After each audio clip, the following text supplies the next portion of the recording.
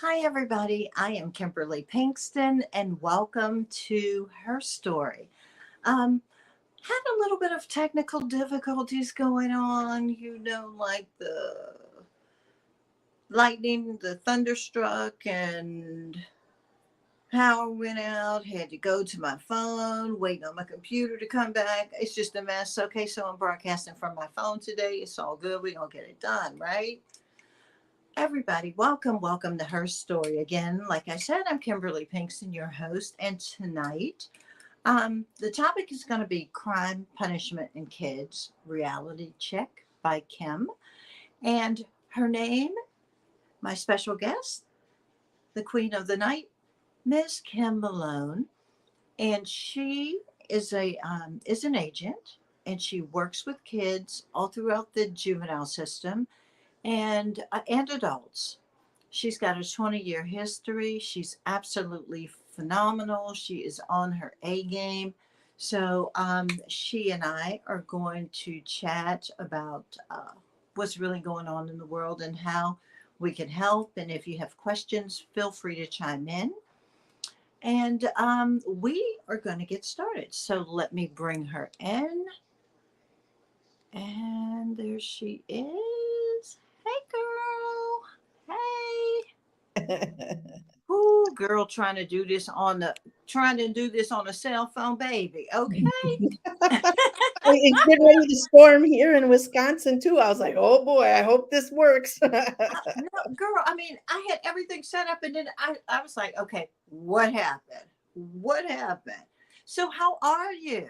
I'm good. I'm good. How are Good. you? I'm well. I'm well, girl. After my little crisis and hot flash, and I was carrying on something terrible down here. Okay, but All in other the than that, same I boat. am All in the great. same boat. Yes, yes. So, I told everybody that the name of your company is Correct. realitycheckbykim.com. You can find her there. She is phenomenal. I mean, this sister and I, we chatted for like an hour or so just about Mm. the criminal justice system and kids and things to do, not to do, Yeah. and how to manipulate your way through the system. Well, should I say, navigate your way through the system. Yeah. So, I am going to let Queen speak, and she's going to tell you a little bit about what she does and how it goes and how she's available to help if you have questions or if you have children that are in crisis or things that she can do. And she also speaks to school systems. So let's go, girl. Tell them all Okay. about you. All right. So, I was a probation and parole agent for 20 years for the state of Wisconsin. Hmm. I specialized in all different specialties like sex offenders, OWIs, domestic violence, and then comprehensive is just everything else in between. So, Okay, um, I'm going to stop you right quick. Okay, for some people who don't know what's an OWI. oh, I'm sorry. That- Operating while under the influence, Gotcha. DUI. What? So yeah. So I've worked with a wide variety of the population of those that Hmm. are in the system. So I retired in March of last year Okay. after 20 years, and then I started my own business called Reality Check by Kim. And I named it that because I'm going to give adults and kids a reality check of what the system is really like and how it runs. Okay. Um, as I started ending my career, I started to notice that more and more young people are coming on probation or being sentenced to prison, and they don't get it. They don't understand the system. They don't even understand that what they're doing is a crime. When I do an assessment on a young person and I say, well, tell me what happened that you got this offense, they're like, I wasn't even doing anything. They're making way too much of this, and as they're explaining what they're doing, I'm like, you are committing crimes here. Like this isn't not anything. So I decided to start talking to young kids about the criminal justice system. Hmm. So I started by going into a high school. I was asked to come into a high school, and I am in a restorative justice class. The teacher talks about restorative justice on a historical government kind of side, and then Mhm. I talk about the same thing on the criminal justice side. Okay. Cool. So Cool. it's really nice, and it's awesome to see that the kids are like, "Wait, you can't do that, or that's a crime?" So I started there, and then now I've been working in a middle school, a school that's, well, it's a K through 8th grade. So I've been working with Okay. the 3rd through 8th grade students, and I do this lecture series. So I have 10 topics. I go once a week, and I talk to the kids about that topic. So about 45 minutes, we're talking, interacting, and then the last 15 or 20 minutes, I give them the opportunity to ask me questions. So I do Okay. PowerPoints. I bring in guests that have been in the system that, can talk to them. I have, all my years of experience. I have people that I have connections with that are attorneys that can come in and talk about, how things operate, how things run. I explain to them how much control the Department of Corrections and your agent has on you. And it's just a fascinating thing when you see the kids, like, it's clicking that, what party Yeah. to a crime means. There's a difference between following a rule and following a law and then breaking each one of them. So I'm really excited about doing that. Like I said, I talk on topics: party to a crime, your first impressions, sexual predators, how people groom you, using social media, and so these topics that I use, I do each one age appropriately. So Mhm. obviously, when I'm talking about social media or um, sending nude pictures, I'm not talking to 3rd graders the same way I'm talking to a high school or Got 8th graders. Gotcha. Gotcha. So yeah, and it's just really fascinating. I got really great feedback from both the students and the staff, and even Mhm. got new topics that the young people are interested in me talking about. So it's been a real joy to my heart. It's like it's not even working. It's just like, if I can It's help fun. one kid, I'm happy. I understand. I understand. So let's talk about um, the criminal justice system and kids and children of color, Black kids, Hispanic kids, biracial kids, Mhm, because it seems like the criminal justice system, I don't know, seems indifferent to these children, mhm, even as far as the punishment part of it goes. It mhm. seems like what Black children are 5 times, or children of color actually are 5 times more likely than white kids who commit the exact same offense to end up being incarcerated. Why is that?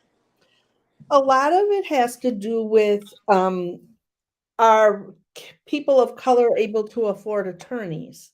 Or are they using public defenders and not having anyone at all represent them, because they feel that they're innocent, where white kids or people that have money and whatnot are able to get high paying attorneys or attorneys to represent them. So you're kind of treated differently in that aspect. Um, everybody has their own biases and whatnot, and so sometimes they feel that a white child, I'll keep using that word, a white child made a mistake where a Black child committed a crime and knew better. Exactly, because it almost seems like there's a presumption of guilt or dangerousness Mhm, when you see, a child of color, as opposed to what they don't make mistakes. I mean, because we all do, especially as teens coming up, and your hormones are raging and all over the place, mhm. and you get caught up in some situations. Kim, talk to them about peer pressure, because I know you have had that discussion. Yeah. And it seems like it's more prevalent with young boys. And I mean, I know it's prevalent with girls, having been a mother of 2 girls and 2 granddaughters, and I've got 2 grandsons. But it just seems like, from even just from watching the news and TV, it's like no matter what their friends do, they're not going to tell, and they figure because they were there and they didn't do anything but they didn't tell, they don't understand how they get caught up in the system. Right, right. One of my presentations, I actually talk about who your friends are and what kind of people we can't trust everything that everybody's telling us, and that we Mhm. can't always you'll know who your true friends are when you get in trouble, when something don't go Yeah, right. We yeah. talk about jealousy, and that peer pressure. When you know that something is wrong, that then you if your gut tells you don't do it, you probably shouldn't do it. I also talk to them, which is something is guilty by association. Yes. So you might want to be with a certain group of kids because they're cool, or the other people think they're cool, and that's really not you, but because you want to be with them, you'll go along. And like I'll use a perfect example which the kids didn't understand, and sometimes even when I talk to parents, or give the presentations for parents, if your child is in Claire's boutique or whatnot at the mall, and then they're Mhm. there with their friends, and they split up when they go into the store, and the friend steals something, and they still come out together. Your child can still be party to a crime. The person she was with committed the crime, whether she knew it or not, or your child knew, they can be charged with that. Wow. So, if people don't understand, and I try to emphasize to the kids, make sure you know who your friends are. Right. Because Right. sometimes you're guilty of being a certain type of way because you hang with a certain group of people, even if you're not that kind of person. Right. Right. Right. So I guess at this point, the best thing to do is just tell the truth, tell somebody. You Yeah. know what I mean? Tell the authorities, because it seems like these days, even though most juvenile records are sealed, but they're getting to the point now for some cases they're going to start unsealing them. Right. Then let me explain to everybody, our audience, what sealed means and what can be shown. Okay. So people assume that because you are a juvenile, that nothing is shown, that everything is private, and that is not true. So let's say I got arrested when I was 14 years old for substantial battery. Let's say I beat up another kid when I Mhm. was 14. I'm an adult now. So if my background is run, it will say that June 12th, 1984, I had substantial battery in Milwaukee County. It just will not tell you what happened. So it'll tell you the date it happened, what the offense was, what county you were in. And then when it shows outcomes, so for an adult, it would say 2 years probation, a fine, or so. Mhm. For a child, it just simply says referred to juvenile authorities. Okay, so the record, and that is something new. So the record is not actually sealed. They know that you've done something. Mhm. They just don't know the outcome of what Correct. you've done.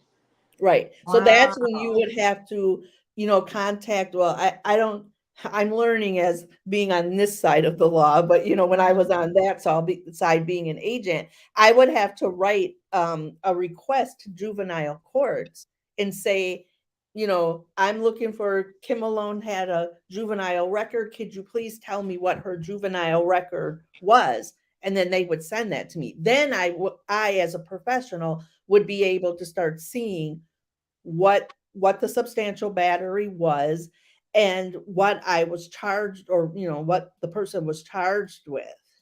So the So employers are able to no, request that? No. not employers. It has to Okay. be law enforcement. No, an Okay. employer, not unless that person would release that information to them Okay.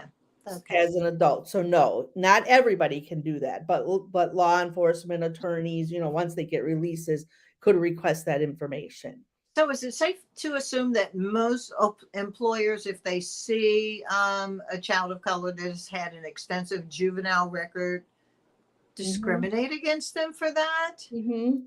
And And just think, so you're just what you're saying. So if a white child and a black child are going for the same thing, both have a juvenile record. Most employers would say, I see that you have a juvenile record, which they're really not supposed to go, but they want to know your background. And they're going to say, can you tell me what happened in 1984 when you had a substantial battery? So I say, well, me and a kid at school he threw pizza at me and I beat him up. It's their choice of whether they're going to believe me or not. So if I'm a person of color, are you going to believe me? Or if a white person says it, are you going to believe the white child? Like, yeah, that seems like it could happen. And then when it's a black child, you say, yeah, I don't know about all that. Exactly. So you have a tendency for violence. That's Yes. the first place that they're going to go. Right. When First my place. kids went to school in a suburban area, a teacher directly told me that my son was very calm, and they were quite shocked because usually little black boys are very aggressive. Okay, so did you have to take a deep breath and hold that in? Because Yeah. as a mother, we're just like, and you have to walk away and shake it off and say, okay, Lord, I'm here to do a job. That's Help right. me, Jesus. Let me get through this. Right. But you Right. know what? That is the problem, Right. because our kids are not even being treated fairly in school. And I'm telling you, Kim, it really scares me to know that now they're trying to put um, armed police officers in the school systems. I mean, here in Atlanta, they've already implemented that for Well, Cobb County. and they And have it here. yeah, and the relationship that people of color have with the police from birth, because it's instilled in you with your parents, your grandmother, and all of them. They've already told you the history. So Mm-hmm. now, how can you learn when you're steadily watching them to see, and who's to say that these people are even on the up and up as far as, well, he was looking at me strange. Is there something wrong with him? We need to watch him. You know what I mean? When Well, it's not and even that. right. And so I had issue with that at the school. So when the teacher said that my son was aggressive, I wasn't in probation and parole yet. After the fact, I came in. I told my husband when all my kids graduated from the high school, they probably were like, thank God she is gone from here. Because I know every time I came, a bell must have been like, oh my God, the crazy lady's back again.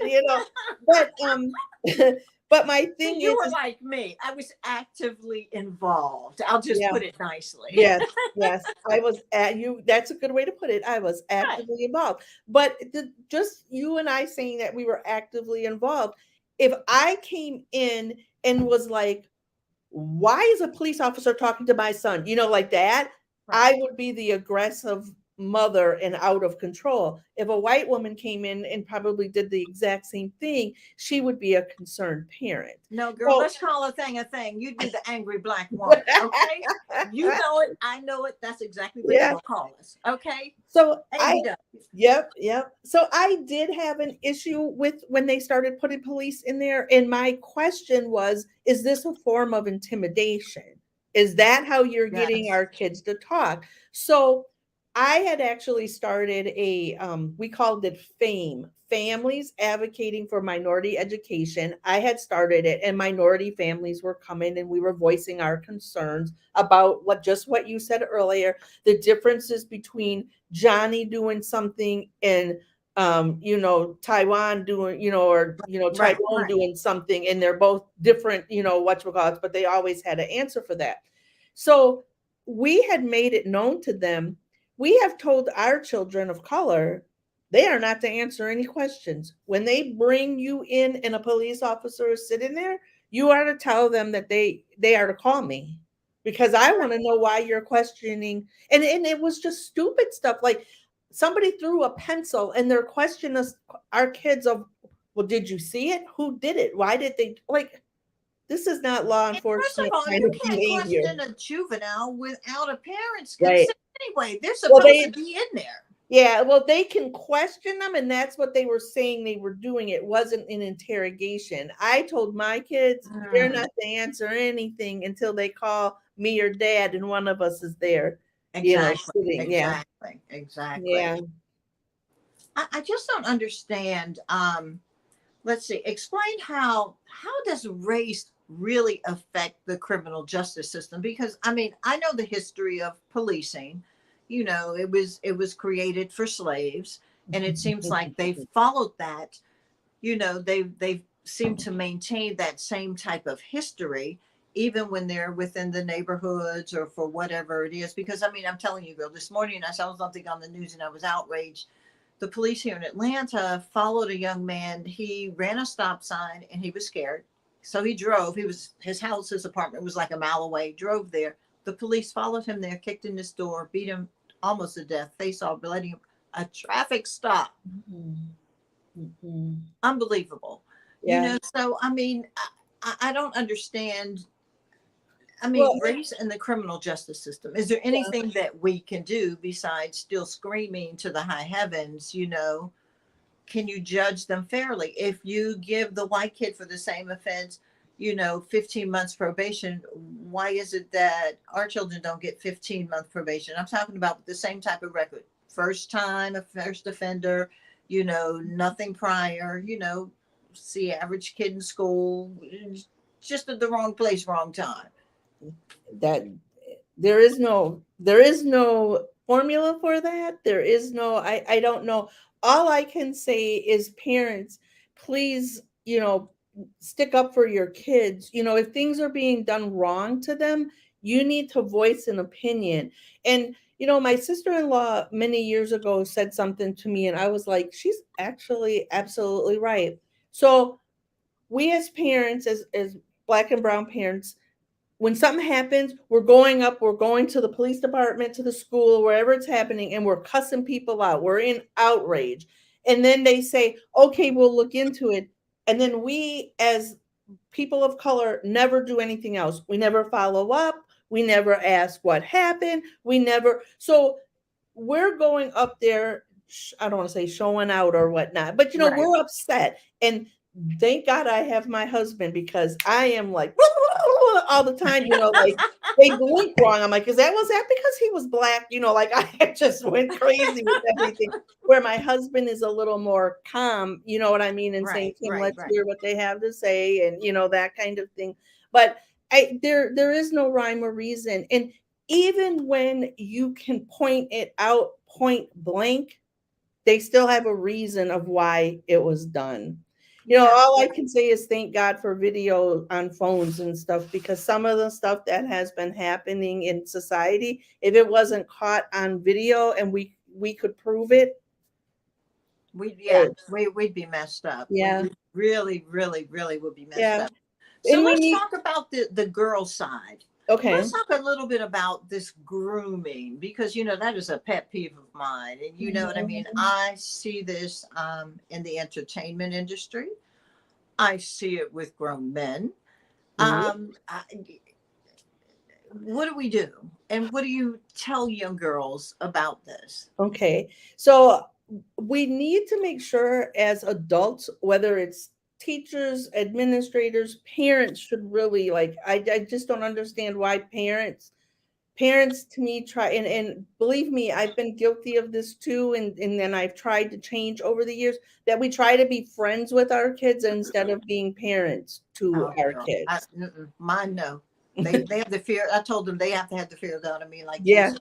Well, Okay. they have that of my husband, but not of me. So when they want something, they come to me. But I really, I have one of these as my topics too, because I try to teach kids, it's all about perception. That's a new, like my new big Mm, word, for the last yes, year or two, is about perception. And yes. I when I'm doing my presentation, I show them a picture of an apple. And the apple, when they're seeing it, looks real shiny and just picture perfect. But when I show the next picture and it has a mirror behind the apple, someone took 3 bites out of the apple. And I try to explain to them, do you see? We tried to make you believe that this was a perfect apple. It's about perception of what you believe it is. So I use that example because I want to tell them, when kids are on social media and video games, sex offenders and sex traffickers are acting like they're kids. True. It could be a 40-year-old man acting like he's a 14-year-old boy or a 14-year-old girl. And these people have perfected their, I don't know what you want to call it, quality or what they're Their trying to craft do. or Their whatever it craft, is. that's a good word. I couldn't think of it, of their craft. They have studied what young boys like, what young girls like, what music they're listening to, what clothes they're wearing, what Jordans are coming out, so they can communicate with you. I Right. told my husband when COVID was, we were coming to open back up, I was Hmm. very worried about kids because parents were thinking that because their kid was in the house and gaming downstairs in the basement or in their room, that they were safe. But what parents don't realize is that they're online with people they don't know. Yeah, and that's scary. Right. So, I really emphasize, if you don't know somebody, I don't care if you've been talking to them for 6 months on social media or the game. If you have never seen them with your eyeballs, you don't know them. True. I talk to Right. kids about how many people do you have on social media? Some kids would say 900. Do you know 900 people? Like, you cannot know 900 people, right? So those are the kinds of things, when parents, we need to parent. That's one thing. But we do not need to have our kids that they can't blink without you knowing. Those are the kids that when they're under the parent's thumb, that when they get out and you let them go to the mall one time with their friends, they go buck wild. Yeah, they do. They do. They do. We need to talk to them, and we need to make sure that they know that there are people like this out there. I even in one of my presentations give a scenario of, what do you think a sex offender looks like? Because people have that notion, Different. Yeah. it's a dirty, greasy old white man that drives a white van with no windows. Like, that's what we think. And I try to explain to them, I was a sex offender agent. I had a guy on there that looked like Adam Levine. I Oh have wow. guys on there that look like Blair Underwood, and you True. know, so they're not ugly. They don't, people go, "Oh, he looks like a pedophile." What exactly does a pedophile look Exactly. like? Because Exactly. I had one that looked like Adam Levine and Blair Underwood. Like, there is no image to this. And we need to make sure that parents and kids understand that. Yeah, and sometimes it's family members. Yep. Which is even Most more of the time it disturbing. is someone that they know. Yeah, yeah. And that's even more disturbing because in those instances, especially, I think children should always speak up. Yeah. Or tell somebody, tell us, even Yeah. if it's a school counselor, a teacher, because if you sound the alarm with the teacher, it's going to go through the chain. Right. Right. They're going to be the first ones to let them know. And sometimes I figure children are a little more comfortable with their teachers sometimes because they spend most of the day with them. Right. Right. So there are certain teachers that they feel comfortable talking with or whatever and things of that nature. So your programs that you implement in the schools, I know you said you've got a couple and you're working on doing some things via Zoom and Yep. whatever, and talk about those. Okay. So, like I said, my workshop, my lecture series that I do with the different topics, I do them in a variety of way. Obviously, I live in Wisconsin, so I can go to a school and we do it that way. I come in once a week and we have our conversations, we do questions, and we do that. I can also do it on Zoom, so we can get a district, social service agency, a boys and girls club, whoever works with young people, we can do it that way. I'm currently working on modules. So I will give my series in a modules for whatever age group Mm-hmm. want it to be done for. And then what we can do is figure out how often you would want me to come live. Either come there or come live on Zoom and talk about it. So they could watch 2 modules, and then I would come in and we would talk about it in person, and they could ask me the questions that they want. Okay. Or or We I have, could wait, go before online. I let you continue, we have a question. They said, what type of complaints do you file and with whom? Like if it's for a sex offender, I mean, how do parents go about filing complaints or, things of this nature? So you mean in the school or in, well, why don't I give a, so what I would do for sex offenses and stuff like that, I would file it with the police department.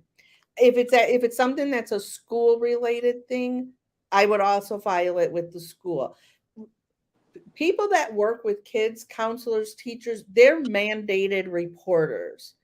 You could file it with Child Protective Services, but I would really try with the police department first. And especially if you have proof, if you have text messages, voicemails, things like that, those things carry a lot of weight in what we need to be bringing to the table of this is happening and what can we do about it. Okay, she specified school. So if you're having problems with your kids in school, like the racial stereotyping or the problem with the police in school, should you still file it with the school and the police department or just Well, the school? if it's not a crime, you can't file it with the police department. But with the school, it depending, follow the chain of command I would do. So if it's a student that you're having issues with and there's a problem, I would explain the situation, talk to the teacher or talk to the principal. If the principal or administration is not doing anything, then you need to go to the superintendent. Just keep going up the Escalate. ladder. Hmm. And sometimes and I know this doesn't work everywhere and there's going to be resistance of it because it was when I started it. But if you are in an area where you can form like what I did my fame group, it helps when you have numbers. What happens is the majority, now I'm not going to say all of it, but especially when you're in a majority of white, Hmm. area and your child is the minority, is that they try to single and handle each individual thing separately. So one time I had that happen and I just let the administrator talk and I was like, "Are you done now?" And I'm like, "Well, I'm a probation and parole agent and I understand that you have to handle everything. I'm a social worker, because sometimes they think that we don't know or we don't understand or we don't Right. have the sophistication to know." So I made it very clear, and it doesn't have to be that you are I was a social worker, so I had that background. You are protecting your child, and that's what you need to do. So you need to make sure, and then make sure that the other parents know what is going on. That's another thing that they don't always know, Hmm. Hmm. because we had, go ahead. No, go ahead. Finish your I was thought. gonna say we had a situation, but it was years ago when Colin Kaepernick took the knee, Hmm. and the kids at the school were talking about it, and my son and another a black student were, saying they agree with him and whatnot. Kids came at him and her, talking about they were going to threaten to beat him up, they were going to wait for him at the school. Nothing happened. We as a group of parents went up there and said, "Why isn't anything happening? If it was reversed and our kid Oh was yeah. doing this," you know what I mean? So we came in numbers, but as we had these meetings with the parents didn't even know that this was going on because the school was not sending. We're like, "How do you not say something's going on? You'll send an email to us talking about there was a fight in the lunchroom today, but nobody was hurt. But you're not saying that our kids are being threatened." There was a student in the school that threatened to shoot every black kid. Why wasn't an email sent out about that? So Oh my gosh. Yeah. it's good to make sure you try, if it's happening to other people, that you guys are coming in numbers, and even standing up for what's going on with staff, because staff isn't always the most appropriate either. But it Mm, also goes with the relationship we have with our kids. Are they going to open up to us? right. Well, and they will when they find that you defend them, but you need to know all the facts. Right. You know. And I've also found that in those instances when you need to escalate and keep moving it up the chain of command, that you kind of got to soften the angry black woman syndrome. You Mhm, know, as the old folks say, you get more flies with honey than you do with mhm. vinegar. You know, so you have to, you know, flip on the intellect and go that route in order for people to Right. start recognizing and paying you some attention. Right, You because know, to that's what get they're gonna say, "Oh, we see why he acts like that, like because his mom's a exactly. hothead too." Get your point across. I'm not saying don't, because I'm very like, yeah, you're gonna hear what I'm gonna say to you today, but it's just we need to make sure that we're doing it in the appropriate way to get what we need. But I'm telling you, Exactly. having numbers and other people that are in agreement with you. Try Hmm. to start one of those groups. You can get that information from the schools. Ask them to give you the list of the emails of all the minority kids that are, go there. That's what we started doing, and they started giving it to us. Oh, okay, cool. So then they can have their own, like, Yep. children of color PTA, Parent Teachers There you go. Association. There you You know, go. which should be something that would be very interesting. I mean, considering the current climate of the United States of Mhm. America and children going to school, because I mean, like I said, my biggest concern is okay. So if you have police in the school to protect the kids, which the people in Uvalde proved that that didn't work. How's that working? 376 officers, 77 minutes later, 19 kids dead, two teachers. How's that working? Right. So if you've got these people in there and then there's, one of the kids that they don't like or something they don't like about them, or what happens, because I've seen this happen now, the athletes, the black child is more gifted than the white child, and the white child's father is the officer. Mhm. You know what I mean? There are all Right. kind of different scenarios that nobody wants to address, Right. but these things happen, They do. and so I just I mean, I'm just terrified that they're going to have officers in school for kids, because what happens if they get angry and they get into a little fight or a tussle with one of these kids and that gun goes off? Right. Exactly. I mean, I honestly don't think that they've thought this through.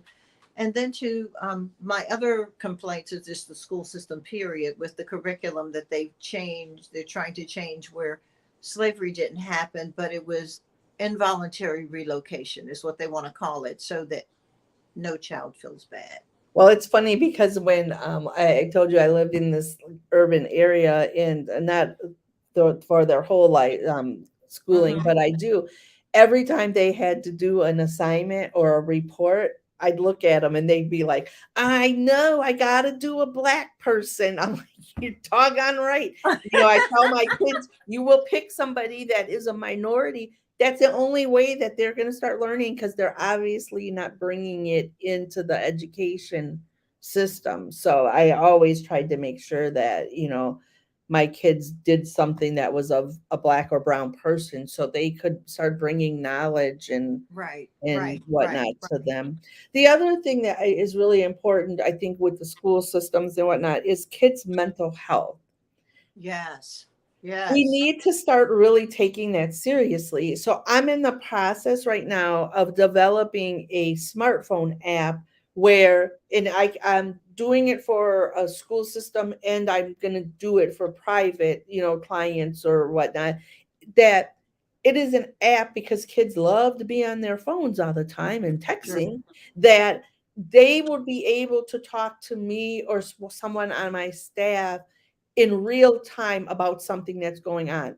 I don't know who they are, and they don't know who I am, but I'm Mhm. able to let them. I believe that kids will open up more on an app when they don't know who they're talking to, and I don't know who, Sure. and we don't know who they are. I think Right. they're going to open up. It's clearly stated that if you're saying something that is a mandated reported issue, like you're going to commit suicide or you're going to hurt somebody, or that kind of thing, that will have to be told.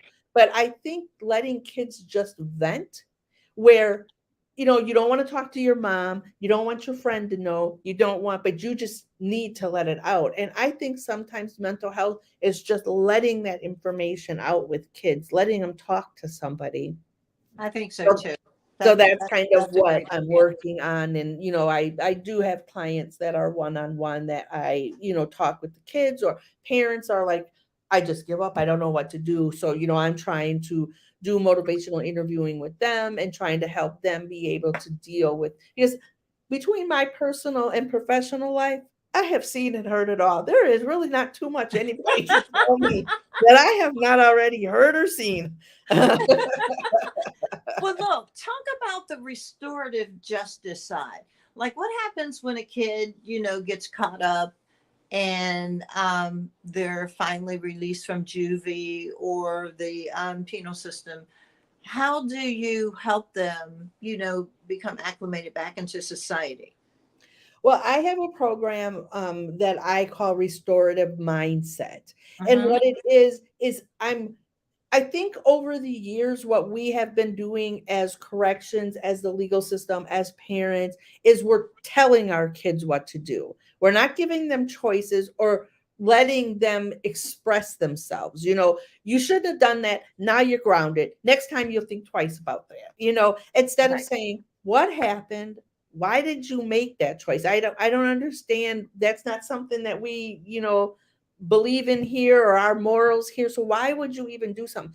Let the kids talk about it. So my restorative mindset program, I um, get to know them. I think making a rapport with the kids is really, really important. When I'm going to give my workshops and stuff, I'm dressing just like they do. I wear a shirt, and actually, I had it on the other day. Some days I'm Cardi B, and some Yeah. days I'm Claire Huxtable.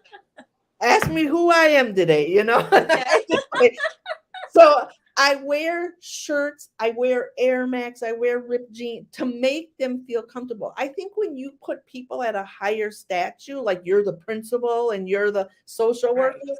they shut down. So I get them, we talk, I make small talk with them, find a commonality, and then that's something that we can work on. Then I get them to say, what did you do? And sometimes that takes a couple of sessions to do that. Get Right. them to own up to what they did, and then talk to them about how can we I give them tools of how to make different choices. We talk about, doesn't it seem like you always get in trouble when you're with, Michaela all the time? Like, what happens if you wouldn't be with Michaela? Do you get in, so then they think like, oh yeah. So, they're thinking about what they can do the next time when they know they're getting to that point. They use this stoplight. You had the red light, the yellow light, the green light. Which light are you at that you know that the situation is getting ready to blow up? I need them to think. So I do this motivational interviewing. So we get them to do that. We get them to try scenarios in their real life. Like the next Mhm. time you're with Michaela and you guys, tell me, think about what we've talked about and then try to use it and see. So we go through that. And then hopefully I call it the flyaway period, that they've understood what the tools are and how to use them. And they've been supported enough knowing that they can call me.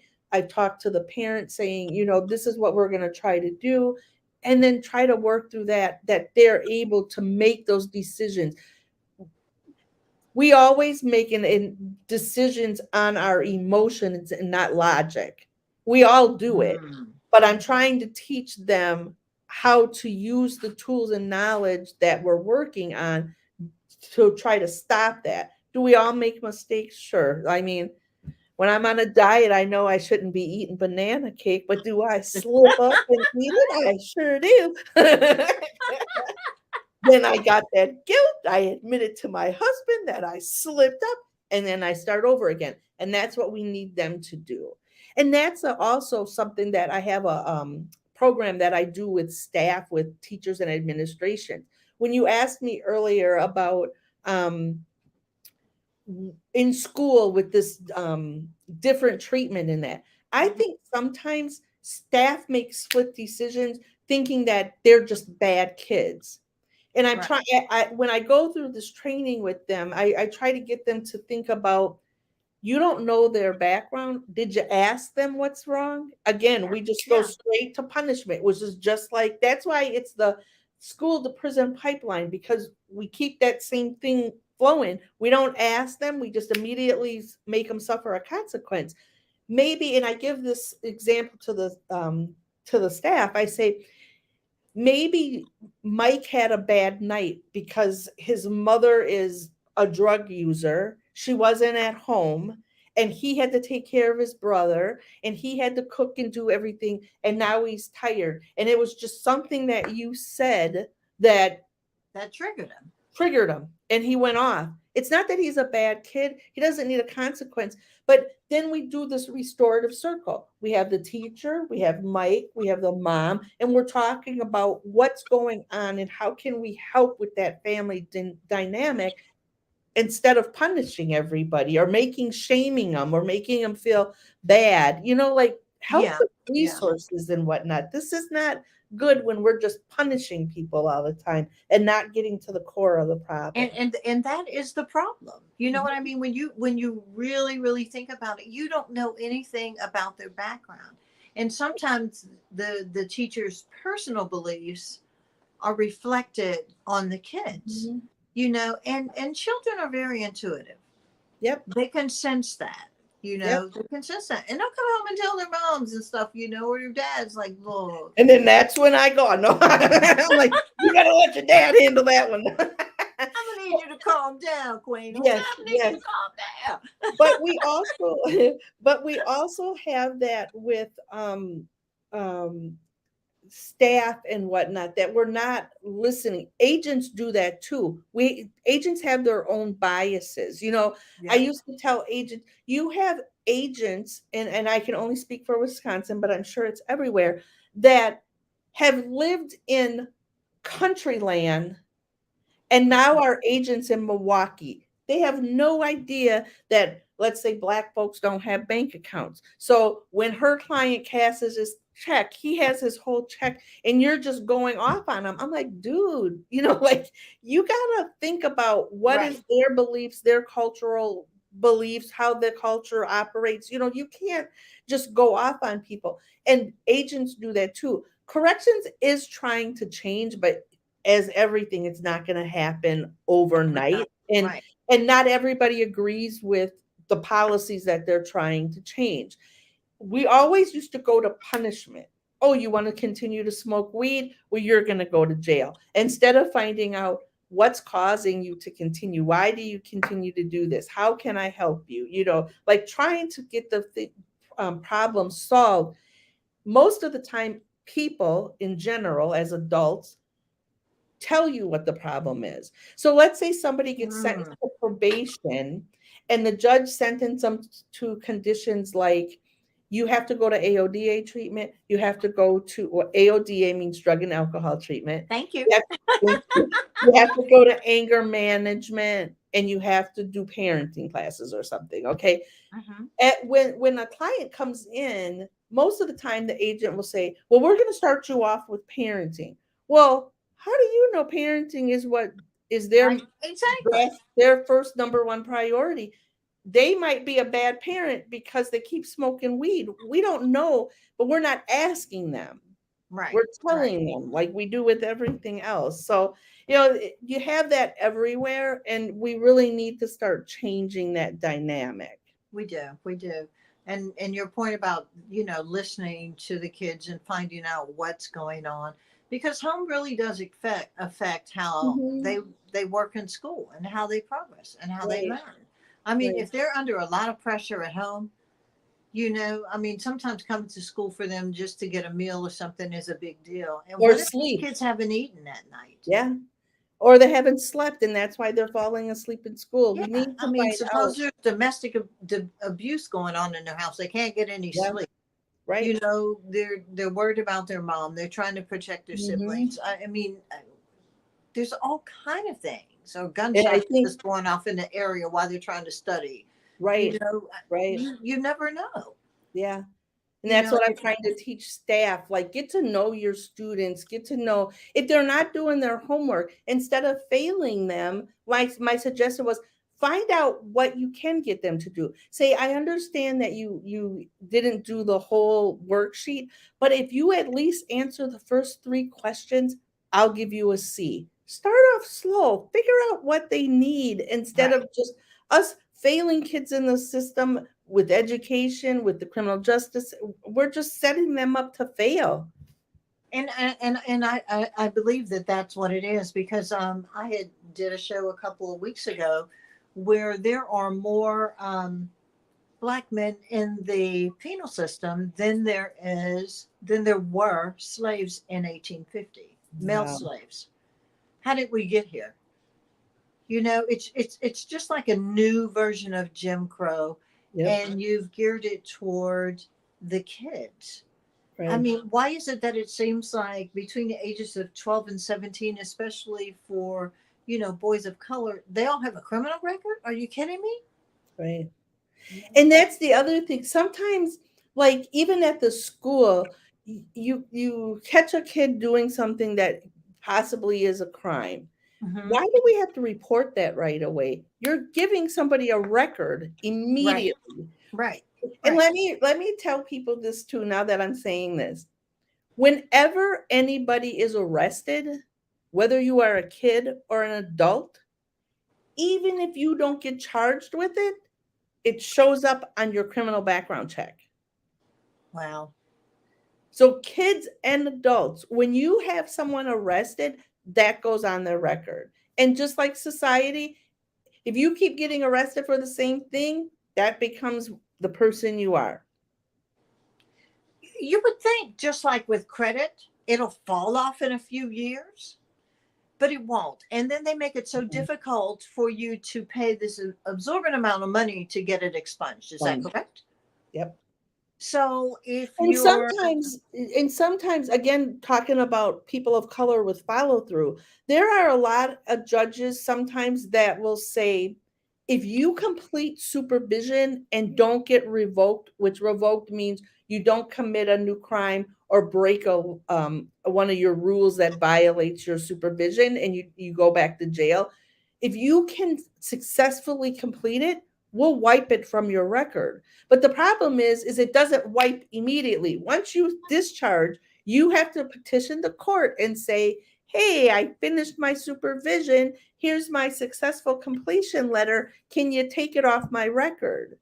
and We then don't how long does that take?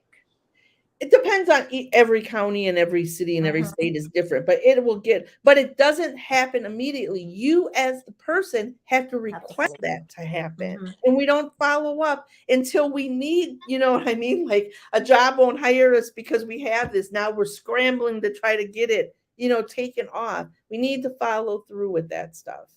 But you know what? I think that the system shouldn't even make it that difficult. I mean, I think that it wouldn't it be wonderful in a perfect world that if you've done your crime, been a productive member of society once you've been released, and they're following you, that after, say for instance, you did what you did, and after 5, 6 years, okay, they've not been in any trouble, haven't done anything else, it automatically falls off. Right. Now, if you've been rearrested within that time, then that's a whole different story. Right. But you know what I mean? So everybody has a fair shot, Right. because I mean, is it, young boys growing up to be black men. I mean, it's ridiculous. Well, and just like you're saying, if a young black um gentleman commits a crime when he's 19 and he's now 35, why are we looking at what he did when he was 19? His mindset is totally different. Haven't you changed from 19 to 35? I mean, have you made mistakes? And you know what? I always used to say this. Just picture that you got in trouble for the worst thing that you ever did. So it's something that you didn't get caught on, like let's right. say uh, how many times have we walked out of the store with something on the bottom of our grocery cart? And when you get to the car, you go, oh, I Oh, never paid for that right, or something. right, Well, right. let's see. Would you want that to be on your record forever? That you walked out with a pack of gum in your hand or with 24 bottles of water underneath your cart. Now you've been charged with the retail theft. Like who wants to be, that? So we got to think about, again, when you have someone arrested, that's on their record. Yeah, yeah. And I For think an some people adult, do it for just out of spite. You know what I oh mean? yeah, 'Cause I don't see the point in somebody taking you to jail for for a traffic stop. You know what I mean? Just I mean, but look, we've got mass murderers and people out here that you really need to be focused on. And you're mhm, taking our tax dollars. So mhm, why are we going through all of this? I yeah. mean, you take people to jail for a joint. Are you serious? That And is most of the time, sometimes they can get more time for having that drug than Yep, somebody that has committed a murder. exactly. Because Especially the depending on their criminal skin just color. yep, the criminal justice system runs on what's popular at the time. Mm, mm, So if DV is on the rise, domestic violence, right. there are going to be harsh punishments for that. If Hmm. carrying drug, they're on the war on drugs again, and you have Yeah, one joint in your, then that is going to get stiffer penalties because that's what I call it, what's popular at the time, the yeah. trend. And being black or brown seems to be Hmm. the topic of the day. So they're hard Yeah. on that, on any of Yeah. it. And sometimes police officers will just pull you over. We had to tell my sons that my son got pulled over one day, and he was in the car with another friend who was also black. Hmm. And the police officer said he pulled him over because his license plates on his car was not registered to that car. Well, first of all, the car is registered to my husband, who is the one that went to the motor vehicle department to register the car. So we knew that that was a bunch of Right. bahoogie. But I'm trying to, and that's a shame that we have to explain to our 16-year-old son the reason they pulled you over is they were hoping when you rolled down the window that you had weed in the car, or that you Exactly. didn't you Exactly. didn't have a driver's license, or you didn't have insurance. They were looking for something, and so they pulled you over using that story. So it's a shame. You can't kiss your son goodbye and say have a nice day in school. You're kissing him goodbye and saying don't talk back, don't put your hood up, you know Put your hands on the yeah, steering wheel. Say yes, sir. don't You have know. four people in the car with you, Exactly. you know Exactly. that's what we're telling them, where someone that's a white family is kissing their son and saying have a good day at school. Right. Because I know you'll be back. Right, exactly. It's just like when our kids go out with their friends at night, you go, oh, Jesus, even though you're asleep, you're never asleep. That Because is correct. until they come through that door, then you go, okay, we're good. Yeah. Incident free, we're good. Well, and if you like, and I'm sure every parent goes through this, where I pay the cell phone bill, but when I call you, you don't answer the Oh, phone. girl. So, and then you're Yes. panicking because of that. So, my son is 22 now, but now I have even more concern, because he's out and partying, Right. well, Right. having fun with his friends and whatnot. But I'm like, can you please share your location with me?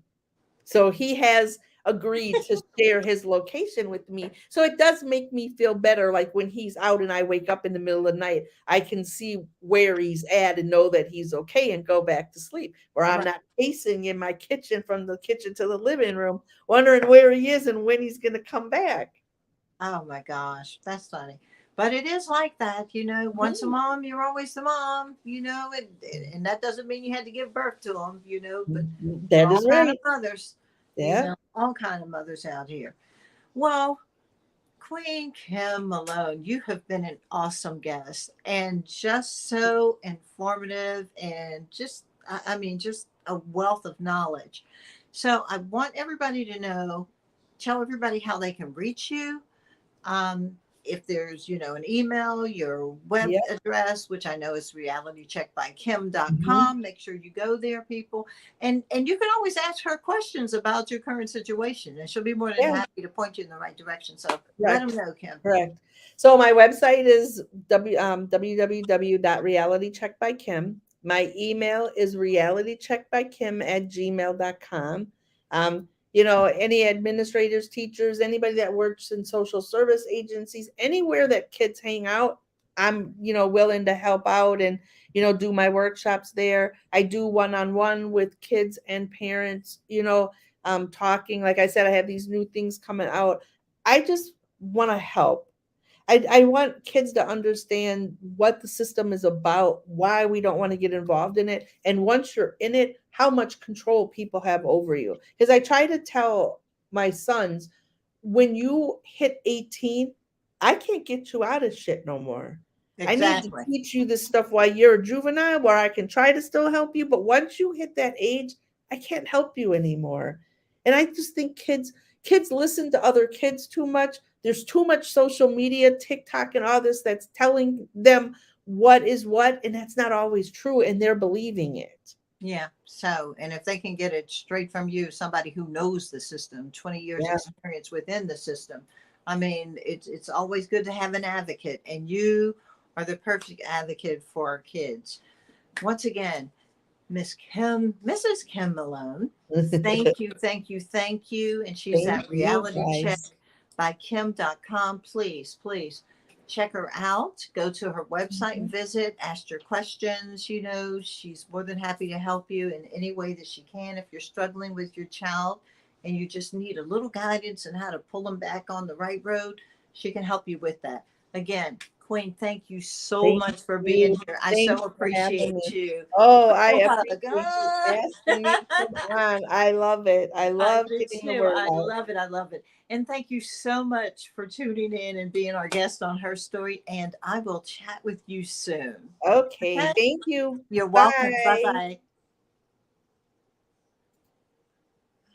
Okay. I have to figure this out, y'all, because I'm working from a cell phone. Okay. There we go. All right, everybody. Technology and technology. Don't you love it? Again, my name is Kimberly Pinkston, and I am the host of Her Story. And thank you so much for tuning in to our episode, Crime and Punishment. We enjoyed giving you some tips to help you along your journey, especially if you're having some difficulties with your children and you need some help. Please feel free to reach out with Kim Malone at realitycheck.com, realitycheckbykim.com. I'm sorry. She is phenomenal and she's always, always willing to help. She's just a genuine jewel. So, again, thank you for tuning in to Her Story. I'm Kimberly Pinkston. And give me a few minutes, y'all, and I'm going to say goodnight because I'm working for myself. And like I said, everything had went out for a minute, so you know how that is. But have a great evening. Have a great weekend. And I will see you next week. Bye bye.